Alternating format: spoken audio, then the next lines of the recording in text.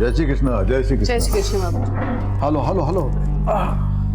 ओहो, ये घड़ी है, घड़ियाल नहीं जो इसमें नजरे गड़ाए बैठे। चैन से नाश्ता तो करी लो ने तमे। बाबूजी, ये ऑटो वाला तो गयो गया, और लेकिन उसको रोक के रखने के लिए बोला था ना, तो नीरज को डिलीवरी लेके भेजने गए। आज का दिन ही खराब है, जा यहाँ से जा। शू डिलीवर करવું છે? अरे वो पन्नालाल सेठ के हीरे હે मुंबई में जवेरी बाजार में डिलीवर करने, वो नीरज को भेजने गए ना। अरे हाँ, उसका वो रिसिप्ट है ना, फटाफट साइन कर दो। હા ભલે આપો। हालो। પણ હું શું કહું છું, इतना खून जलाने की क्या जरूरत है? हीरे की डिलीवरी है ना, ये तो काले पण થઈ જશે ને। ना ना ना बा, आंगड़िया के धंधे का एक उसूल है, वो भरोसा और ईमानदारी से चलता है। आज का डिलीवरी का बोला है ना, तो अपने उसूल के हिसाब से आज ही डिलीवरी होना मांगता है। તમે ને તમારા ઉसूल। राहुल कल खत्म हो गया, ला जल्दी। अरे पण फ्रूट तो खाई लेजे ने। और बाद में अभी कुछ नहीं। ढोकला तो खाई लो। अरे नहीं नहीं नहीं, अभी वो डिलीवरी करने जाना है, बोला ना तुमको। अभी राहुल काल के पीछे इतना टाइम गया ना, फटाफट ऑटो पकड़ के मैं पहुंच जाता हूँ। डिलीवरी देना है। हाँ हाँ जोયું, एक पण ऑटो નથી। लगता है आज कांतिभाई के सारे उसूल टूटने वाले हैं। ए रामा, તમે પણ ना। ना मजाक करूं क्या? काका कहीं जा रहे हो? हाँ हाँ, अरे आ भी गया, एकदम भरा मानस आ भी गया टाइम में ऊपर। खबर से चलो आओ जाओ, जय श्री कृष्ण। बाय। जय श्री कृष्ण। आओ जाओ। मम्मी जी, हाँ मैं इनको दुकान पे टिफिन दे के आती हूँ। चाबी लेके जाना, मैं सत्संग के लिए जा रही हूँ, इधर बहुत सारा काम है। जी। हाँ, जय श्री कृष्ण। जय श्री कृष्ण।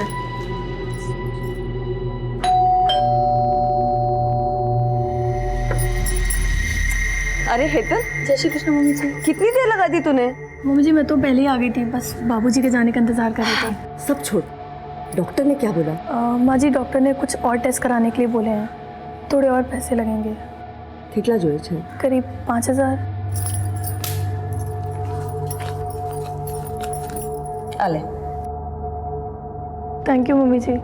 पागल।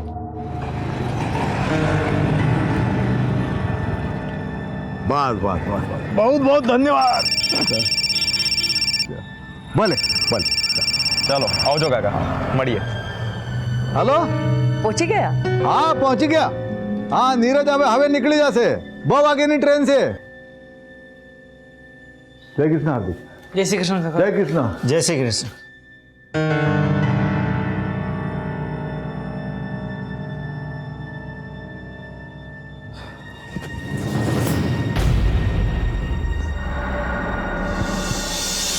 पाँचवा कह रहा है विश बेटा। कल सुबह तक आ जाऊंगा माँ। ठीक है। नीरज भाई मेरे लिए ना डॉल लाना और उसके कपड़े भी लाना। अच्छा, और ये क्यों रो रहा है? उसको गन चाहिए। ठीक है, सब ले आऊंगा। चलो मुझे अभी बहुत लेट हो रहा है, मैं निकल। बेटा संभाळीने जजे। जय श्री कृष्ण काका। जय श्री कृष्ण। जय श्री कृष्ण बाबूजी। जय श्री कृष्ण। तू क्या कर रही है यहाँ? मेरे कॉलेज वाले ना पिकनिक पर जा रहे हैं, तो मुझे कुछ पैसे चाहिए थे। तेरे कॉलेज वालों को सिर्फ पिकनिक करने का मूड रहता है क्या? कभी पढ़ाते नहीं है? आप पकड़। हाले। हार्दिक भाई जय श्री कृष्ण। धवल काका जय श्री कृष्ण। बाबूजी जय श्री कृष्ण। हाय। हाय। जय श्री कृष्ण। अच्छा बाबूजी, हाँ आओ जो। नीरज कितना लेट हो गया तू? सॉरी बाबूजी। वो पिछले डिलीवरी का क्या हो गया? हो गया? क्या होना है, हो गई। ये लो बाबूजी, आप हमेशा कहते हो धंधा भरोसे का है, फिर ये नोट को आधा फाड़कर उन्हें क्यों देते हैं? आपको मुझ पर भरोसा नहीं है? भरोसा तो बहुत है, समझा, लेकिन अपना ये आंगड़िया का बिजनेस है ना, उसके कुछ नियम है। अभी तेरे लिए मैं नियम बदलूंगा ना, तो बाकी लोगों को बुरा लगेगा।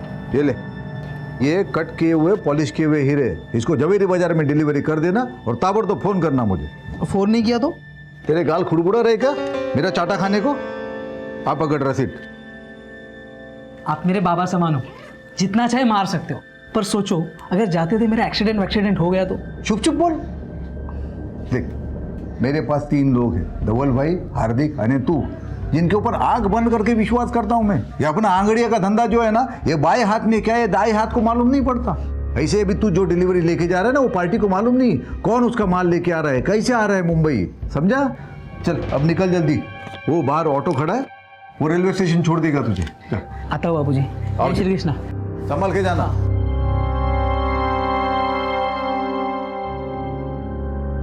काका सूरज स्टेशन लेके चलो। हाँ ठीक से। एक काम करो, ट्रेन के लिए बहुत टाइम है। हाँ आप नवागाम लेके चलो। अच्छा ठीक से। हाँ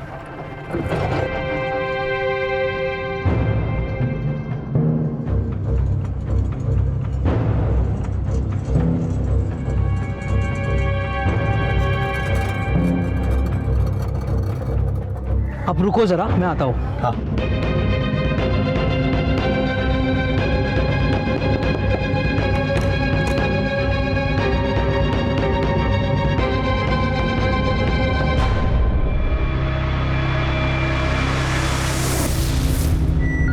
भैया सूरज स्टेशन लेना।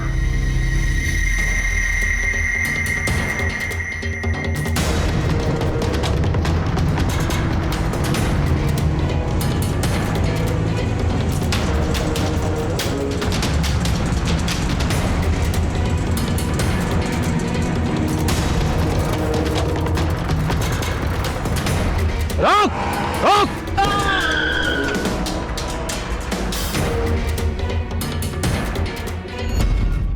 अरे नीरज फोन केम उपाड़तो નથી? एक गोली कंधे पे लगी है और दूसरी गोली छाती पे। राइट सर, इसका मतलब हमला करने वाला इसे जान से ही मारना चाहता था। किसका फोन बज रहा है? चुप करो। नहीं बुरा इधर। हाँ स्पीकर पे डाल। हाँ नीरज, अरे क्या छे तू, फोन क्यों नहीं उठा रहा है? हेलो कौन बोल रहे हैं? तमें कौन? मैं सीनियर इंस्पेक्टर संजय भरोत बोल रहा हूँ। देखिए मैं नीरज का सेठ बोल रहा हूँ। वो मेरे पास आंगड़िया में काम करता है। वो डिलीवरी के लिए लेके निकला है मुंबई के लिए। अभी किधर है वो? आई एम सॉरी, उसका खून हो चुका है। खून? नीरज किसके साथ निकला था? वो अकेले निकला था साहब, रिक्शा लेके। ठीक है, आप एक काम कीजिए, आप भगवती नगर पुलिस स्टेशन आ जाइए फौरन। શું થયું? नीरज का किसी ने खून कर दिया।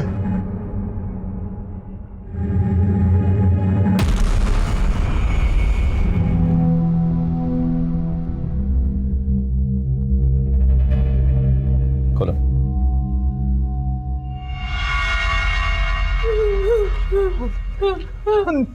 नीरज छे।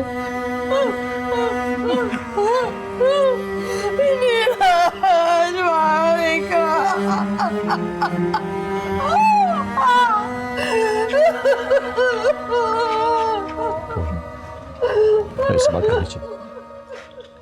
नीरज कहाँ जा रहा था? साहब वो हीरे की डिलीवरी देने जा रहा था। उसने किसी से कुछ कहा था इस बारे में? किसी को घर पे, किसी से? हमें नहीं पता था साहब कि हीराप्पा नु काम करे छे।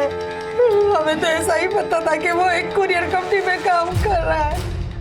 आज इनकी वजह से और इनके धंधे की वजह से हमारा छोकरानो जीव गया। अब चलिए वहां से, आइए। लूट और मर्डर का मामला लगता है। किस किस को पता था कि नीरज के पास हीरे हैं? बीजू तो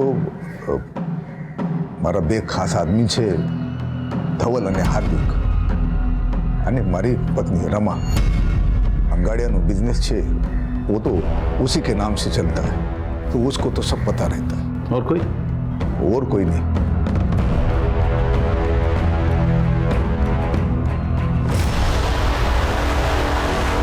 नहीं सर, हमने किसी को नहीं बताया। हमें શું કામ કોઈને बताविए? नहीं सर, कोई नहीं, પણ नहीं। हाँ साहब, इन लोगों ने कुछ नहीं किया है। अब इतना भरोसा कैसे कर सकते हैं? अब ये हमारा धंधा जो है वो भरोसे और ईमानदारी पे ही चलता है। ये धवल भाई, हार्दिक हमारे पास बहुत सालों से काम कर रहे हैं, तो इनके ऊपर तो आंख बंद करके विश्वास करते हैं। आंख बंद करके चलने से ठोकर लग सकती है, याद रखिए। अब तो आंगड़िया बिजनेस की मालकिन है, आपको तो सब पता होगा।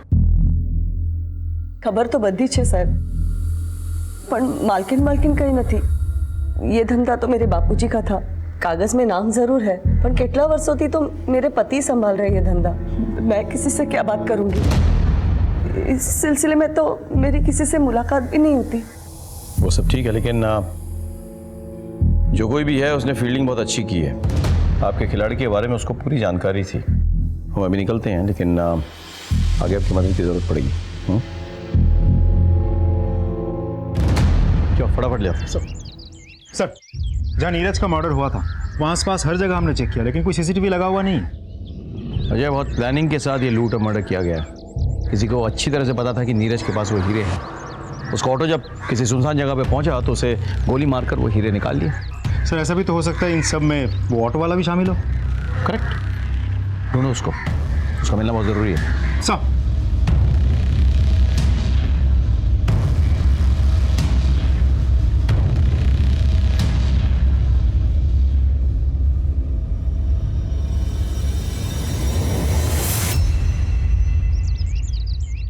अरे ऐसे पैसे का क्या मोल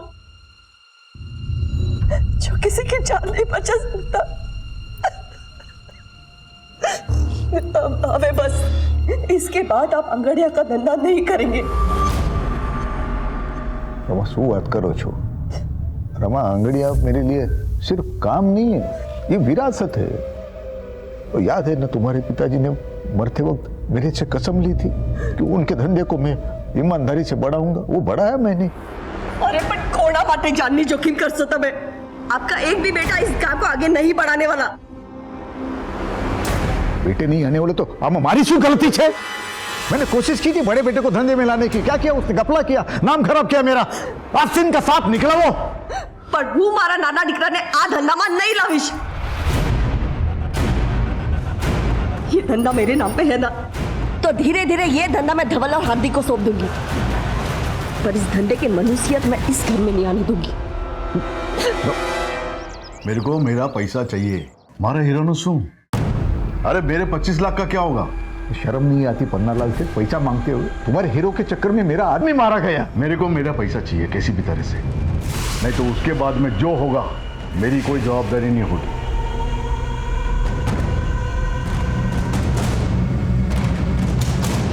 क्या नीरज के साथ किसी की दुश्मनी थी? कोई अफेयर? सब ये सवाल आप मुझसे क्यों पूछ रहे हो सकता है किसी का उससे कोई झगड़ा हो गया हो और वो असल में नीरज को मारने आया हो और मारने के बाद उसे लूट की शक्ल दे दी। मेरे बच्चे के पास तो ये घर को संभालने और अपने छोटे भाई बहन को संभालने के बाद समय ही कहाँ बचता था। बहुत जिम्मेदार बच्चा था मेरा, उसके लिए तो ये घर ही सब कुछ था। इंस्पेक्टर साहब, तुमने एक महान ही सौगंध इंसाफ दिलाइए साहब, मेरे बच्चे को इंसाफ दिलाइए।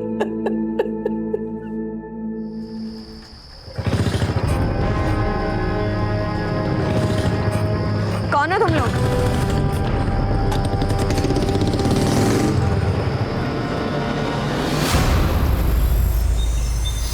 सर, जिस ऑटो में नीरज जा रहा था उसके ड्राइवर के बारे में पता चल गया है। वो अपने एक रिश्तेदार के घर में छुपा हुआ है।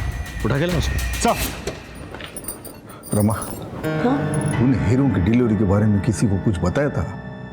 वैसे तो किसी के साथ बात नहीं की। याद करो। हाँ, इधर से हेतल आवेले घरे ने, शायद मुंह से कुछ निकल गया होगा। आज तो इतना परेशान थे, एक अर्जेंट डिलीवरी थी उनकी। श्रीनाथ जी, तो तुम शामिल थे इन सब में? हाँ? साहब, मैं काई नहीं थे साहब, वो तुमने साचो साचो कहूँ साहब। उस दिन एक लड़का मेरे ऑटो में बैठा। काका, सूरज स्टेशन लेके चलो। लेकिन ट्रेन थोड़ा लेट था ना, तो बोला मेरे को दूसरे के घर पे जाना है, उधर मेरे को छोड़ो। एक काम करो, ट्रेन के लिए बहुत टाइम है, आप नवागाम लेके चलो। तो मैं तो उधर छोड़ा उसको, 15-20 मिनट में उसकी राह देखा। फिर वो आया, बोलता अभी मेरे सूरत स्टेशन ले चल। भैया, सूरज स्टेशन लेना। फिर हम लोग रास्ते में आ रहे थे ना, तो किसी ने उसको मार दिया। किसके घर छोड़ा था तुमने उसे?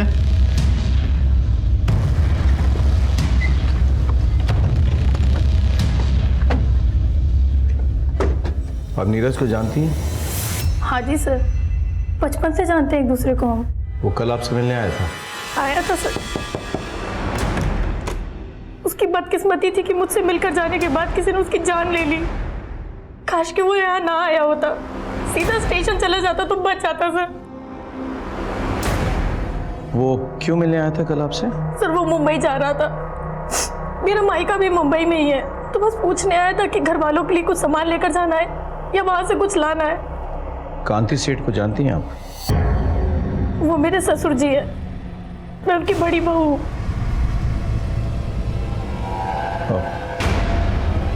ठीक है, हम चलते हैं, कांति सेठ से मिलके आते चलो। हेतलની વાત एकदम સાચી છે સાહેબ। नीरज अपने परिवार के साथ हेतल के पड़ोस में रहता था। उन दोनों में एकदम भाई बहन का रिश्ता था। तो आप कह रहे हैं कि हेतल का इन सब से कोई लेना देना नहीं है? नहीं साहब, ऐसा नहीं है, हो भी सकता है। कैसे? हेतल का पति मेरा बेटा कल्पेश है। आप अपने बड़े बेटे कल्पेश पर खून का इल्जाम लगा रहे हैं, कोई खास वजह? सूखी दो। पापा मैं सारा कैश लेकर जा रहा था और रास्ते में मुझे गुंडे ने पकड़ लिया। मैंने बहु मारी पापा, और सारा पैसा भी लेकर गया वो। सर मुझे तो कल्पेश की बात पे बिल्कुल विश्वास नहीं था, और फिर एक दिन मैंने उसको जुआ खेलते हुए पकड़ा। पापा हाँ શું છે? झूठ बोला तुम्हारे साथ है। हाँ आप पैसा भाड़ा मेहनत ना पैसा छे, अपना धंधा ना पैसा छे, और अपना धंधा भरोसे पे चलता है। लोगों का भरोसा तोड़ के बाप का नाम मिट्टी में मिलाना चाहता है तू। आज से तारा मारा रिश्ता खत्म।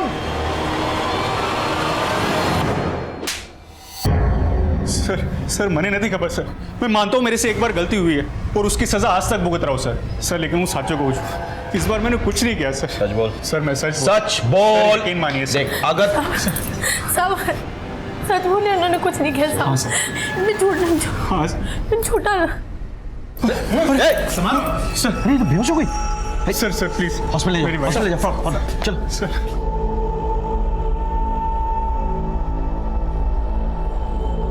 इनका कोई रिश्तेदार है यहाँ पे? नहीं, फिलहाल तो अभी कोई नहीं है। वैसे हुआ क्या डॉक्टर साहब? ये माँ बनने वाली है। ठीक है, आप एक नंबर नोट कर लीजिए, 444। क्या हेतल मां बनने वाली है? भाई गोपाल ने मेरी सुन ली। वकील साहब, कल्पेश की जल्द से जल्द जमानत करवा दो। पैसे की चिंता मत करो, जितने लगेंगे मैं सब दूंगी। माँ, वो कल्पेश भाई बाहर खड़े हैं। थैंक यू सो मच माँ, thank you so much. Thank you मने नहीं, अपने बीवी को बोल, माँ बनने वाली है वो।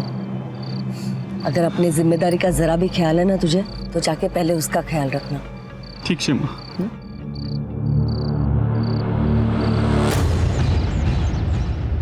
सर, फॉरेंसिक डिपार्टमेंट ने आपको नीरज मर्डर केस की डिटेल्स मेल किया है, मेल चेक कीजिए सर।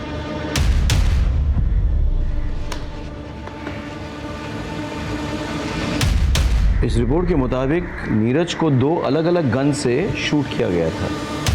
पहली गोली जो उसके शोल्डर पे लगी थी, एक रिवॉल्वर से शूट किया गया था, और दूसरी गोली जिससे उसकी जान गई थी वो एक .22 कैलिबर पिस्टल से निकली थी, उसे पॉइंट ब्लैंक रेंज पे शूट किया गया था। यानी क्लियर है सर, लेकिन एक मामूली से अंगाड़ी या कोरियर वाले लड़के को मारने के लिए 2 गन्स का इस्तेमाल किया गया है। बात कुछ हजम नहीं हुई सर। रमा तूने कल्पेश की जमानत करवाई? हाँ। क्यों? तुमको पता है ना वो कैसा है? वो जो भी है, जैसा भी है, हमारा छोकरो छे। और आपने पुलिस के आगे उसका नाम लिया ही कैसे? बहुत सही किया है, लेकिन तुमने उसकी जमानत करके बहुत गलत किया है। गलती मैंने नहीं, तुमने की है। छोटी सी गलती के लिए मारा डिकरा ने घर से बाहर निकाल दिया। वो जुआ खेलने के लिए मेरे बिजनेस का पैसा चुराया उसने, छोटी सी गलती है। बिजनेस तमारो नहीं, मारो छे। और अगर बच्चे गलती करते हैं ना, तो माँ बाप उसे सुधारते हैं। रमा, कल्पेश बच्चा नहीं है। तो मैं क्या करती? उसको लॉकअप में रखती, उसके बीवी को अकेला छोड़ती।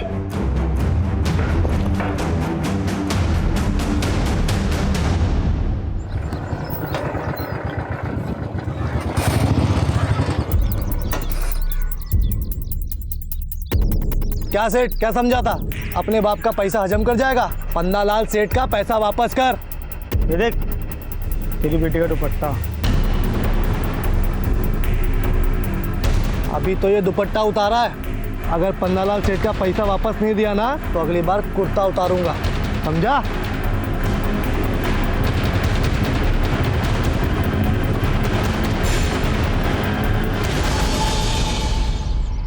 हाँ सूच, हाँ શું છે?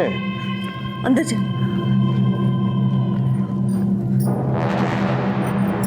હું શું કહું છું, उसको सारे पैसे दे दो ना, झंझट खत्म हो जाएगी। आखिर अपने बेटी का सवाल है। ये पन्नालाल की धमकियों से डर के मैं अपने धंधे के उसूल नहीं बदलूंगा, कभी नहीं।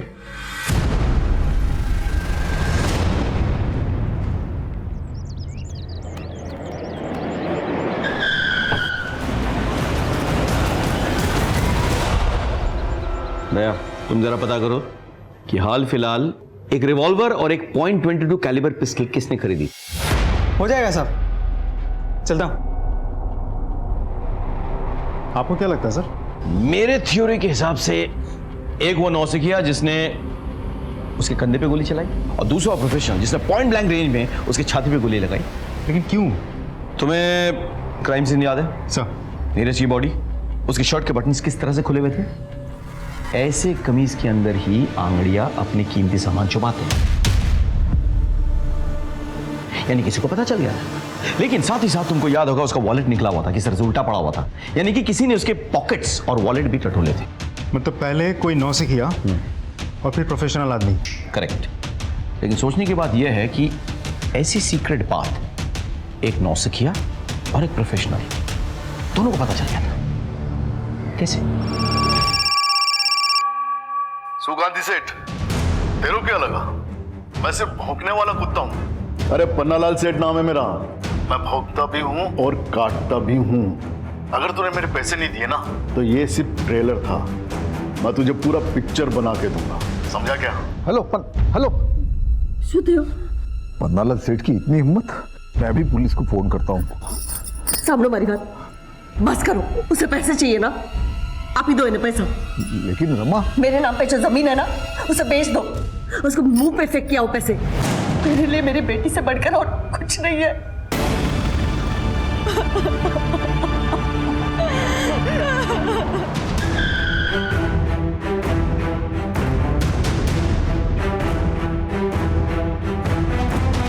सर, लाश को सबसे पहले नौकर हार्दिक और पंचुल ने देखा, फिर बहू जिग्ना और विपुल।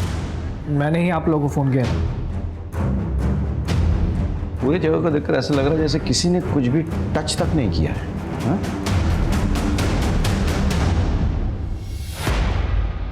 मौत तो गला दबाने से हुई है। और घर पे कोई फोर्स एंट्री भी नहीं हुई सर?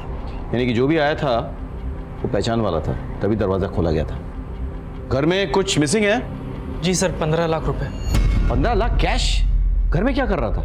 जी वो बाबूजी ने किसी को डिलीवरी देने के लिए रखवाए थे। एक काम करो अजय, सर, आस पड़ोस से पता करो किसी ने किसी को यहाँ आते हुए देखा था या नहीं। सर, आपने कुछ सुना? जी नहीं, दोपहर में तो यहाँ पे सन्नाटा छाया रहता है, कई लोग सत्संग में चले जाते हैं और बाकी बच्चे लोग सोए रहते हैं।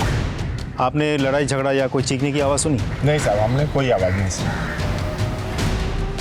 ठीक सर, हम दोपहर को यहाँ आए थे रमाबेन के साथ सत्संग में जाने के लिए, लेकिन दरवाज़ा लॉक था तो हमें लगा कि वो सत्संग में होगी, इसलिए हमें जता रहा। पारुल कहाँ है? बाबूजी और पारुल अहमदाबाद गए हैं। एक बात बताइए, ये हार्दिक और पंशुल पे आपको कोई संदेह है? मतलब ये दोनों भी तो मर्डर कर सकते हैं ना? नहीं नहीं साहब, आ बंदे तो भरोसा ना मानसो छे। भरोसे वाला हाथ ही सबसे पहले पीठ में छुरा भोगता है।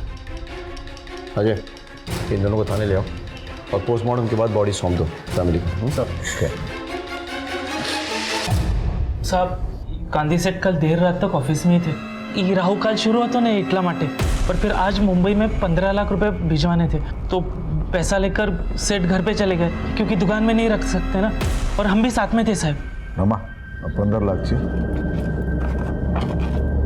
कबाड़ में रख देना और तुम लोग कल दोपहर के बाद आ जाना। कल सुबह मैं अहमदाबाद जा रहा हूँ डिलीवरी के लिए, तो शाम तक लौटूंगा। कल 11 से 3 बजे तक राहु काल है, तो उसके बाद आ जाना और ये कैश लेके जाना। जी बाबूजी। ठीक है बाबूजी। जय श्री कृष्ण। जय श्री कृष्ण। जय श्री कृष्ण। और फिर हम जब 3:15 बजे घर पहुंचे तो तुम दोनों के मुताबिक कांति सेठ अपनी बेटी पारुल को लेकर अहमदाबाद गए डिलीवरी के लिए। हाँ, अबे ये आंगड़िया कब से अपनी बेटी को लेकर जाने लगा डिलीवरी के लिए, बताना। तकलीफ हो रही है क्या? नहीं नहीं सर, कहीं नहीं। एक मिनट खड़े हो, खड़े हो जा, बैठ। मुझे चेक करो जरा। खड़े हो जा, खड़े हो।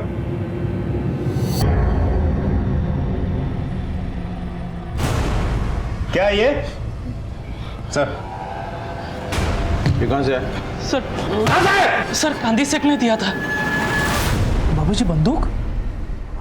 खबर से मने, अपने धंधे में आज तक हमने गन वन कभी रखा नहीं था, लेकिन तुमने देखा ना नीरज के साथ क्या हो गया।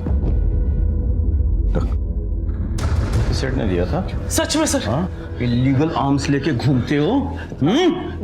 हो सकता है 15 लाख की लालच में रमा बहन की हत्या तुम दोनों ने की हो। नहीं नहीं सर, हमने अजय, बंदूक जब्त करो, ठीक से पूछताछ करो। सर डोंट वरी, मैं करवा दूंगा। ओके सर, दोनों को रात भर बहुत तोड़ा, लेकिन दोनों के दोनों एक ही रट लगाए बैठे हैं। हमने रमा बहन को नहीं मारा। सर कांति सेठ अपने घर पहुंच गया। अजय काम करो, हार्दिक के पिस्तौल को फॉरेंसिक के पास भेजो, चेक करवाओ कि कहीं ये वही पिस्तौल तो नहीं जिससे नीरज को गोली मारी गई थी। Can you do that? Sir okay sir, sure.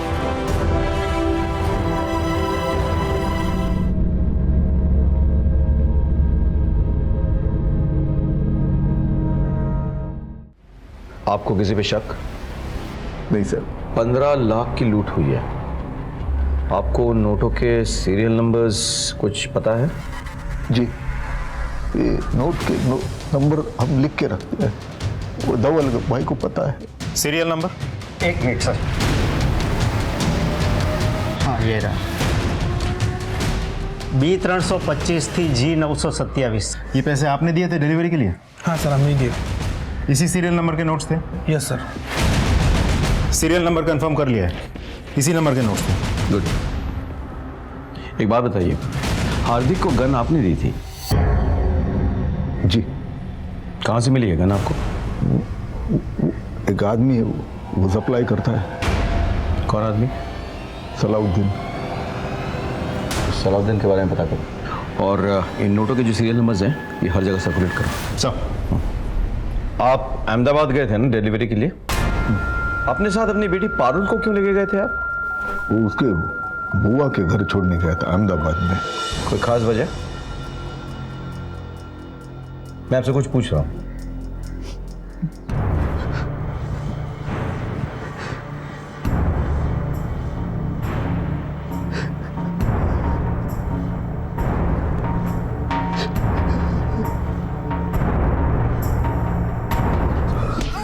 इधर वो कांति सेठ मेरा पैसा नहीं दे रहा था साहब, तो वो तो डरावा माटे थोड़ा।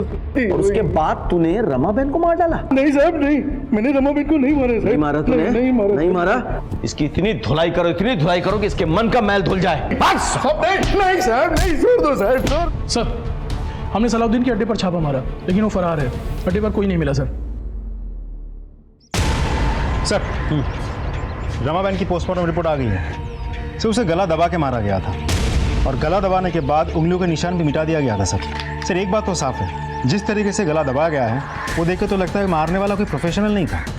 रमा बहन नॉर्मली रोज दोपहर 12:30 बजे सत्संग के लिए जाती थी, और लगभग उसी वक्त उनकी छोटी बहू जिग्ना टिफिन लेकर अपने पति की दुकान जाती थी।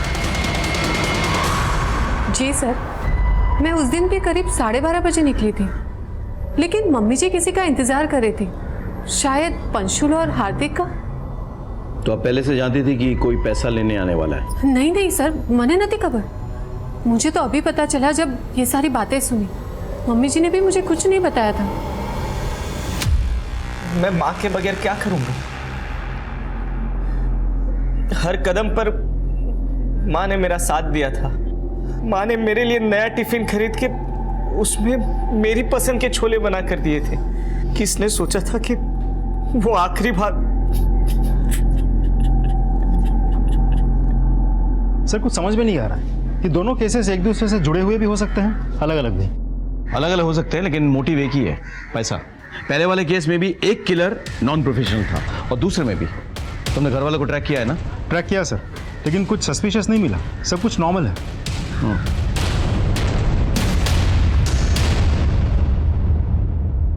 सर, आपका शक सही था। हार्दिक के पास से हमें जो गन बरामद हुई थी, उसी गन से पॉइंट ब्लैंक रेंज से नीरज को मारा गया था। और ये वही गोली थी जिससे नीरज की मौत हुई थी। जाके उठाकर लेकर आओ दोनों को सर। गन दोनों कांति ने दी थी ना? हाँ साहब, पर आगन तो मैंने नीरज की हत्या के बाद खरीदी थी। सलाउद्दीन तो फरार है, पुष्टि कौन करेगा? क्यों खरीदी थी ये गन? साहब वो नीरज की हत्या के बाद वो मन में डर बैठ गया था, इसलिए। ठीक है, अभी आप जा सकते हैं, लेकिन हम अपनी नजर रखेंगे, भागने की कोशिश मत कीजिएगा। जी सर।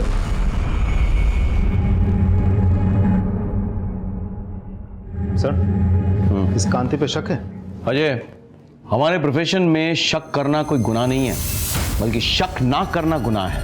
कई बार जिस पे हमें शक ना हो वो असली अपराधी साबित हो चुका है। सर, पन्नालाल का वकील हाईकोर्ट से बेल पेपर लेकर के आया। जाने दो उसे, लेकिन उसमें नजर रखना और कॉल रिकॉर्ड चेक करना। सर,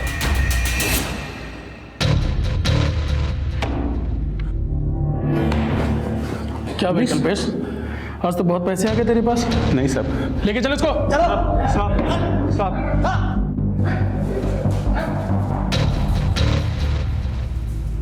खबर न थी? नहीं सर। हाँ बोलो। सर, हमने एक जुए के अड्डे पर छापा मारा है। यहाँ पर हमें उसी सीरीज के नोट्स मिले हैं जो कांति सेठ के घर से गायब हुए थे। सारे जुआरी पकड़े गए? Yes sir. सबको उठा के ले आओ और अड्डे के मालिक को भी ले आओ। ठीक है सर।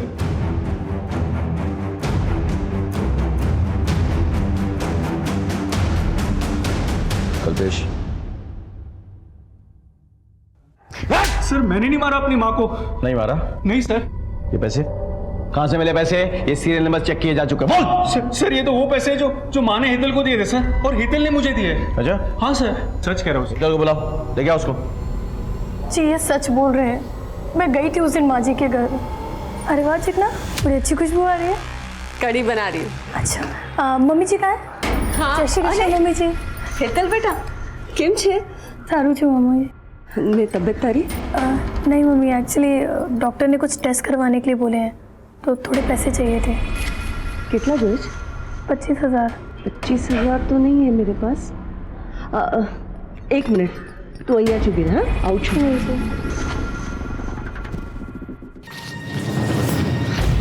25,000। थैंक यू मम्मी जी। तेरे बापूजी ने 15 लाख रखवाए थे मेरे पास डिलीवरी के लिए, उसमें से निकाल के दे रही हूँ। पर मम्मी जी, बापूजी को पता चला तो? अब मैं सत्संग जा रही हूँ ना, तो आती वक्त एटीएम से निकाल दूंगी और रख दूंगी इसमें। और वो पैसे लेके मैं वहाँ से चली गई। ये बात तुमने हमें पहले क्यों नहीं बताया? मैं डर गई थी सर, मुझे लगा कहीं आप लोग मुझ पर और मेरे पति पर ही शक न करने लगे। झूठ बोल के तुमने हमारा शक और गहरा कर दिया है। अब मैं बताता हूं तुमने क्या किया और कैसे किया। घर में 15 लाख कैश है, ये तुमने अपने लालची पति को बताया। फिर इसने तुम्हारे साथ मिलकर अपनी माँ की हत्या कर डाली और वो सारे पैसे हड़प लिए। नहीं सर, मैं सच बोल रही हूँ, वो पैसे मुझे माँ जी नहीं दिए थे। हमने कुछ नहीं किया है, प्लीज सर विश्वास कीजिए। सच और झूठ का तो पता चल जाएगा। जाओ जाके इनके घर की चेकिंग करो, देखो सारा पैसा जुए में खर्च कर दिया या कुछ कैश बाकी है। जाओ।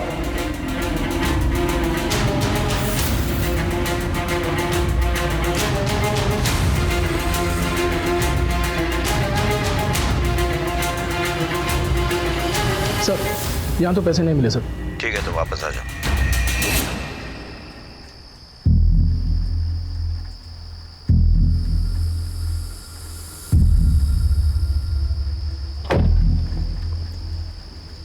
हेलो सलाउद्दीन भाई, हाँ તમારું પૈસો हिसाब साफ થઈ ગયો। ठीक। ये भैला पुलिस। इनके सीरियल नंबर्स मैच करो, कांति सेठ के घर से लूटे हुए पैसे के साथ। नहीं सर, ये अलग नंबर के नोट्स हैं। आयुषो? Yes sir. डालो दोनों के अंदर, ले जाओ इनको। ठीक है ठीक है ठीक है ठीक है।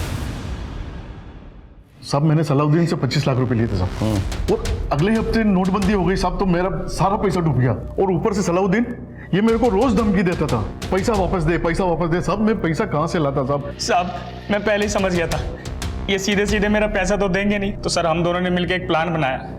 अब पन्ना लाल ने कांति को 25 लाख के हीरे दिए थे, तो हम दोनों के बीच बात ये तय हुई कि जो हीरा लेने आएगा, डिलीवरी देने जाएगा, उसको हम मार देंगे, उसको लूट लेंगे और कांति सेठ से भी हर्जाना वसूल करेंगे।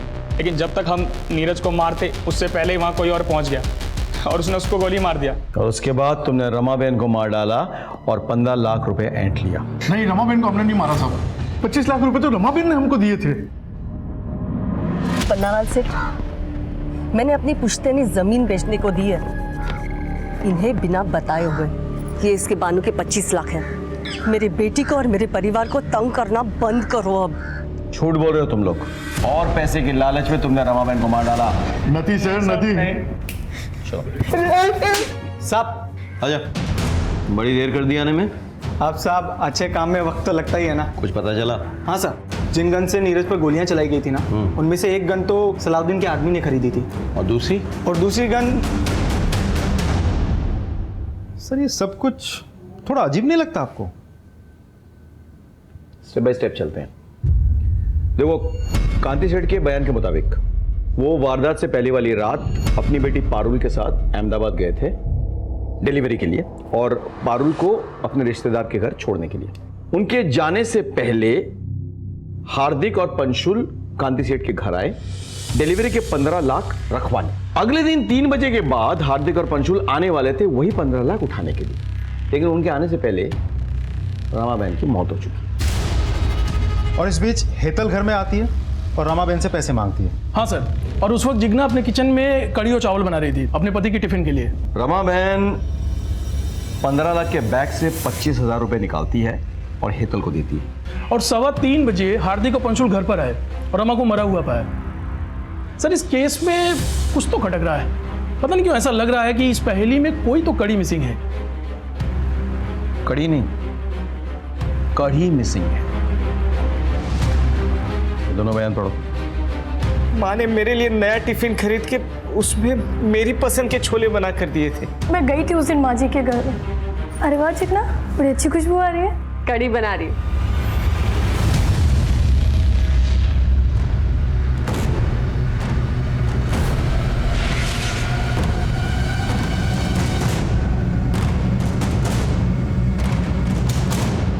अपने आप सब कुछ उगलोगे या पुलिस वाला तरीका अपनाएं?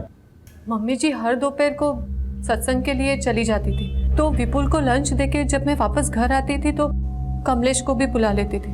हम एक दूसरे से प्यार करने लगे थे, भागना चाहते थे एक साथ, पर हमें पैसे चाहिए थे।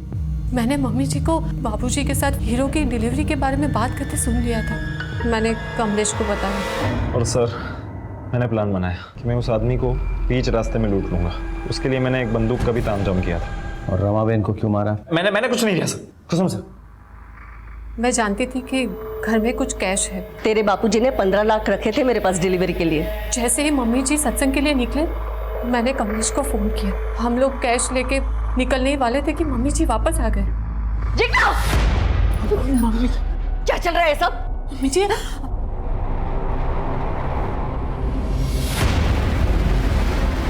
तुम दोनों ने पैसे चोरी किए? इसका मतलब उस दिन तूने मेरी सारी बातें सुन ली थी ना?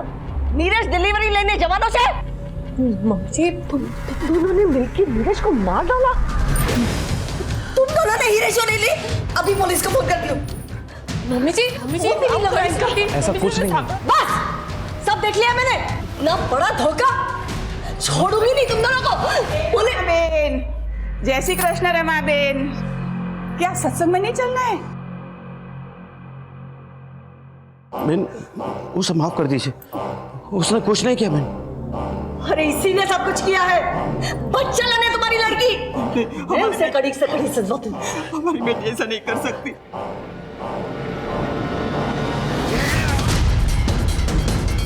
जिग्ना, तुम अभी घर पे मत आना। तुम बाहर से टिफिन लेके विपुल के पास चली जाओ ताकि तुम पर किसी को शक न हो। बेटी के करतूतों पर पर्दा डालने के लिए आप लोगों ने एक मासूम औरत को मार डाला। जिग्ना के माता पिता को रमाबेन के हत्या के आरोप में गिरफ्तार किया गया और उन्हें सजा भी मिली। कांति सेठ की जिंदगी और बिजनेस में बस एक ही उसूल था, भरोसा। लेकिन दोनों ही जगह उन्हें सिर्फ धोखा ही मिला। पन्नालाल ने सलाउद्दीन के साथ मिलकर नीरज की हत्या की और कांति सेठ को बिजनेस में धोखा दिया। वहीं जिगना की वजह से रमाबेन की जान चली गई। लेकिन सवाल यह उठता है कि क्या कांति सेठ और रमाबेन को इस बात की जरा भी दस्तक नहीं मिली? मैं सीनियर इंस्पेक्टर संजय बरोत आपसे विदा लेता हूं। फिर मिलेंगे एक नए केस के साथ। तब तक सतर्क रहिए और देखते रहिए क्राइम पेट्रोल दस्तक। मकसद बताना नहीं बल्कि बचाना है। जय हिंद।